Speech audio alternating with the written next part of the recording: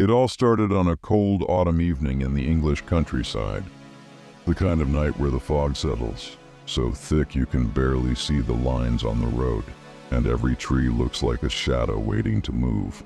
I had been driving for hours, heading back from a work trip, when my car began to stutter.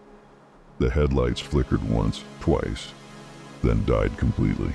The engine coughed and fell silent. I cursed under my breath, pulling over to the side of the narrow road. No phone signal, no passing cars, just silence thick and suffocating. That's when I saw the sign. It was old, rusted, half hidden by ivy, but the letters were still clear. "Welcome to Graybrook." I frowned. I'd driven this way before. There wasn't supposed to be a town here, at least not on any map I remembered, with no other option. I grabbed my bag and started walking toward the faint glow of lights in the distance. Entering the town. The closer I got, the stranger it felt. The streets were cobblestones slick with mist. Old-fashioned lamps lined the road, but instead of electric bulbs, each held a flickering flame. Shops with faded paint stood in neat rows. A bakery with broken windows.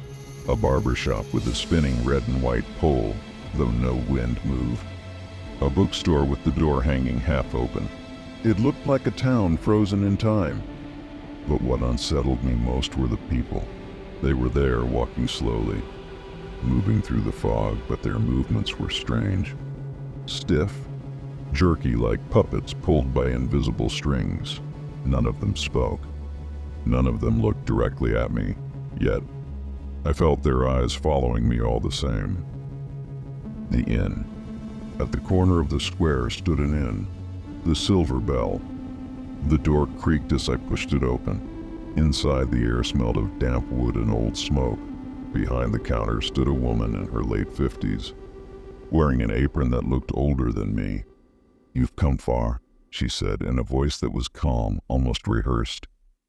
"Yes, my car broke down. I just need somewhere to stay the night," I replied. Her eyes lingered on me a little too long. Then she slid a key across the counter. "Room 3, top of the stairs, but whatever you do, don't go outside after midnight." The way she said it, steady, quiet, made the hairs on my neck rise. Room 3. The room was small, simple. A bed with a wooden frame, a cracked mirror on the wall, and a single lamp glowing weakly in the corner. I dropped onto the bed, exhausted, and tried to shake off the unease. Maybe the woman was just trying to scare me. Maybe the whole town was just old-fashioned, cut off from the world. But then I noticed something. The mirror on the wall. It didn't reflect me. The bed was there. The lamp was there. But I was not. The first bell. At exactly midnight, I heard it. Dong! The sound of a massive bell echoing through the town. Dong! I sat upright in bed. The sound rattled the glass in the window, deep and heavy. Dong! With every strike, the air seemed to thicken. The ground itself seemed to tremble. And then the footsteps began. Slow, dragging footsteps moving along the street below my window. I crept toward the glass and looked out. The people were outside, all of them, hundreds, maybe more, standing in the square, their heads tilted upward, their mouths moving silently in unison. And then they all stopped at the exact same moment and looked at me. I stumbled back from the window, my breath catching in my throat. From somewhere deep within the town, a voice whispered, though it felt like it was right beside my ear. "You don't belong here, but you will." The bell rang one final time. Dong! And the lamp in my room went out. He didn't sleep. Every creak of the old building, every brush of the wind against the shutters kept him awake, eyes locked on the door. When dawn finally broke, the pale light did little to chase away the chill that had settled deep in his bones. He needed answers. Stepping out into the town, he noticed something strange. There were no birds, no dogs barking, no signs of animals at all, just the townsfolk, drifting about silently, their eyes vacant. their movements sluggish as though they were only pretending to live. An old man in a worn coat approached him. His lips trembled as if he wanted to speak, but instead he slipped a folded note into his hand and walked away without a word. Unfolding it, the handwriting was jagged, desperate. The fire never ended. "Don't let the bells find you." His skin prickled. The bells. Midnight. Determined, he followed a narrow path beyond the last row of cottages, where the grass grew tall and wild. At the end stood a rusted iron gate. Beyond it lay a graveyard, stones leaning and crumbling, covered in moss. The gate creaked as he pushed it open. His breath caught in his throat. The gravestones bore the same names he had seen in the book. Names of the butcher, the innkeeper, the children he had passed in the square. They were all here, dead for over 100 years. His hands shook as he traced the letters carved into the stone. Then he froze. There, near the front row, was a fresh grave. The soil was loose, as though it had been dug only last night, and on the headstone, barely carved yet clear enough to read, was his own name. His knees weakened. He staggered back, heart hammering against his ribs. Suddenly, the bell tower in the distance tolled, once, twice, 3 times. The sound echoed through the valley like a curse. The air shifted. From the shadows between the gravestones, figures began to emerge, their faces half burned, eyes glowing faintly in the dim light. The townsfolk, but twisted, charred, their smiles stretching unnaturally wide. One of them whispered, voice rasping like smoke, "It's almost midnight. You cannot leave." The ground beneath his feet felt unsteady, like the earth itself was breathing. The fresh grave seemed to pull at him, a magnetic force dragging him toward the soil. He ran. Branches clawed at his arms as he stumbled through the overgrown path, desperate to reach the road. But when he emerged onto the street, the townsfolk were already there, waiting. No longer vacant, no longer pretending. Their faces were alive with hunger. And in the distance, the bell tolled again. The street was no longer silent. The townsfolk moved as one, a wall of twisted figures closing in.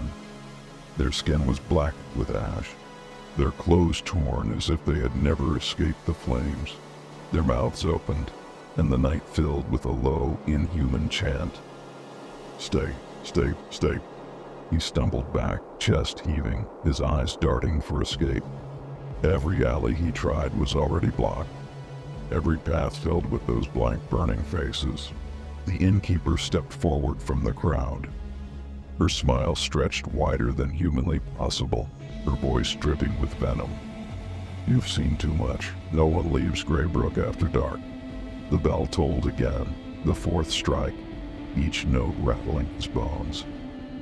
His head throbbed, vision blurring. Shadows slithered across the cobblestones, reaching for him like living things. He turned and bolted toward the church, the tallest building in sight. Its doors groaned as he forced them open, stumbling into the dark nave. Rows of pews stretched before him, all covered in dust. The altar was cracked, and behind it loomed the bell tower stairs. He climbed, his breath ragged, the tolling louder with every step. By the time he reached the top, his ears were ringing so violently he thought his skull might split. The great iron bell swung slowly, though no rope pulled it. And then he saw them. All around the tower, shadows crawled along the walls, shifting and writhing. They began to form faces, hundreds of them, screaming silently in agony. The cursed souls of Greybrook. The final strike of midnight echoed. The bell roared.